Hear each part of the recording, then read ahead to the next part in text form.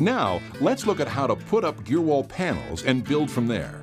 Unless you're starting with a new house, the first step is probably the toughest. You've got to clear out your garage to make the change from pit to paradise. Make the tough choices and be ruthless about what you dump, give away, or recycle. Pull out the rusty nails and brackets from the walls and clear at least a 5-foot area all the way around the inside of your garage for space to work. You'll need a flat surface to cut panels as well. You'll need some tools to cut and attach gear wall panels and trim. You can put up gear wall with very simple tools, but we're going to use an ideal tool set that makes the job easy and may give you an excuse to pick up a few nice tools you may have been wanting. You'll need some sort of circular saw, table saw, or chop saw.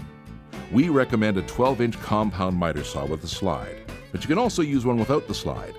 All-weather screws of the right length for your wall thickness, a line level, and we recommend a laser level.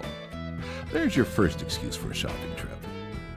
You'll need safety goggles, a cordless drill, a stud finder that's also capable of finding electrical cables, a jigsaw for cutting openings for outlets and for other smaller cuts, a carpenter's square, a chalk line, tin snips, and a utility knife. Gear wall panels can be installed over drywall or directly to bare studs, as long as the studs are between 16 and 24 inches apart. If your wall is concrete, you need to frame in wood studs before attaching gear wall panels. First, let's look at installing gear wall panels over drywall. First, you have to find and mark the studs where the panels will be attached, and you need to locate and avoid electrical cables. Using an automatic stud finder, slowly move the instrument across the wall. When the light comes on, mark the location and move on to the next stud. Also mark the location of any AC power lines, which may require a separate AC finder. A chalk line makes it easy to make straight floor-to-ceiling or wall-to-wall lines. To mark wall studs, hold the line at the top, let the line hang down straight, pull it tight, and release. Another option is to mark the studs using a long carpenter's level. Gear wall panels are installed starting at the bottom and working up. A true level reference line is very important. Begin by using the laser level to shoot a true horizontal line across the wall at a height that's convenient for you. Since the ceiling may not be level, measure from this line to the ceiling to determine the ceiling's lowest point. When you've found the lowest point, measure down to the floor at that point. Round the measurement down to the nearest foot and make a mark. Now, use the laser line again to shoot a level line across the wall a 1/4 inch below this mark. That's where you'll put the bottom of the first gear wall panel. Make a mark at the other end, about 3 inches out from the corner. Next, line up the chalk line on the marks at each end of the wall to mark the line where the bottom of the first row of gear wall will go. Do the same for the other walls where you'll install gear wall.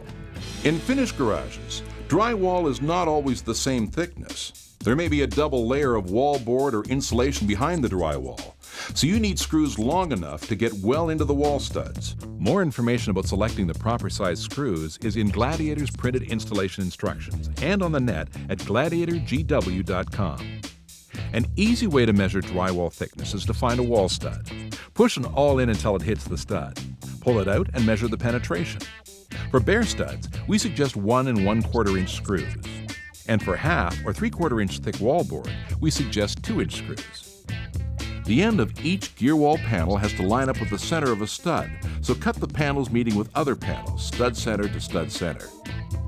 While using a circular saw to cut gear wall is fine, it takes real skill to make the cuts perfectly square, so we recommend using a compound miter saw with slide to cross-cut gear wall panels.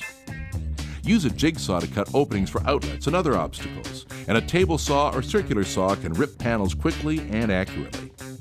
To attach the first gear wall panel on drywall, position the bottom of the panel on the chalk line. Drive a screw in the screw track, the groove in the center of each channel on each stud center, and install the panels across the wall horizontally. To attach gear wall panels to bare studs, line up the bottom of the panel to the level mark on the studs. The second row of gear wall locks into the top row with Gladiator's patent-pending tongue and groove design. Cut the second row panels shorter to stagger the joints by at least 2 studs separating joints on adjacent rows.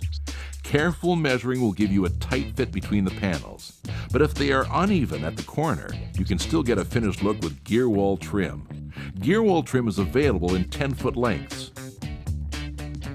Since walls and ceilings are almost never perfect, it's not always possible to get a perfect edge.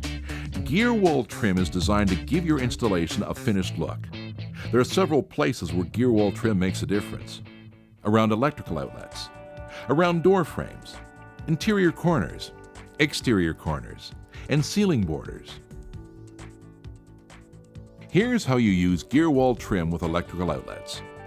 Measure carefully from the edge of the last panel to the edge of the outlet plate. Then measure from the bottom of the panel above the outlet to the top edge of the plate. Then apply the measurements to the gear wall panel and mark it.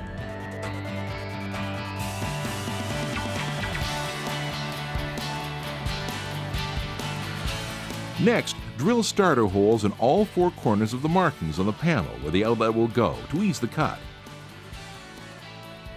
Cut the gear wall trim in 4 pieces to fit on the inside edge of the hole to create a nice finished look. Finally, attach the gear wall panel to the wall. Next, let's look at gear wall trim around doors. When working around doors, one piece of the gear wall trim will go on the top edge of the door, and another will go down each side. On the trim on the top, make a notch in the trim to make a tight fit on the corner. Gear wall trim can also conceal uneven cuts and gives a finished look on inside and outside corners, as well as on the top of gear wall near the ceiling. If you need to remove a gear wall panel in the middle of the wall for any reason, you must start at either the top or the bottom and remove panels one at a time. Simply reverse your drill and remove one screw at a time.